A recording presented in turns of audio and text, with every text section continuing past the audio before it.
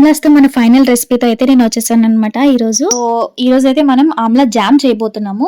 Same Amla మురబ్బలాగే వీటికి కూడా ఆమ్లాస్ ని బాయిల్ చేసుకొని పీసెస్ లో ఇలాగ సెపరేట్ చేసుకొని అందులోని సేమ్ జీరా పౌడర్ కొంచెం, సాల్ట్ కొంచెం, అలాగే బ్లాక్ సాల్ట్ కూడా యాడ్ చేసుకొని కాసేపు పక్కన పెట్టుకోవాలి. సో మన ఛానల్ ఇంకెవరైనా సబ్స్క్రైబ్ చేసుకోకపోతే ప్లీజ్ సబ్స్క్రైబ్ చేసుకోండి. ఎందుకంటే మీ ఒక్క సబ్స్క్రైబ్ నాకు మీరిచ్చే ఎంకరేజ్మెంట్. మరి చేసుకుంటారు కదా.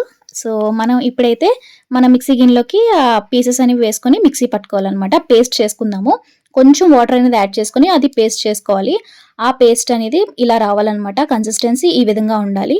సో ఇప్పుడు స్టవ్ వెలిగించుకొని ఒక ప్యాన్ లో మనం ఇప్పటి వరకు పేస్ట్ చేసుకున్న పేస్ట్ అనేది వేసుకొని ఫ్రై చేసుకోవాలి. సో పేస్ట్ తర్వాత కొంచెం వీలైతే షుగర్ వేసుకోవచ్చు డైరెక్ట్ గా, లేదు అంటే షుగర్ పౌడర్ అయినా వేసుకోవచ్చు. నేను ఇక్కడ షుగర్ పౌడర్ వేసుకుంటున్నాను. సో షుగర్ పౌడర్ ఒక 3 స్పూన్స్ వరకు వేసుకుంటున్నాను. స్పూన్స్ అంటే ఆ గరిటె చూసారు కదా, ఆ సైజ్ లో ఒక 3 గరిటెలు వేసుకున్నాను. తర్వాత కొంచెం కారం అనేది వేసుకొని ఇప్పుడు ఫ్రై చేసుకుంటున్నాను అనమాట. సో షుగర్ మెల్ట్ అయిన తర్వాత కన్సిస్టెన్సీ ఇలా ఉంటుంది. సో మనకి ఆ జామ్ థిక్నెస్ రావడం కోసం మనం ఇక్కడ కార్న్ఫ్లోర్ యూస్ చేస్తున్నాము.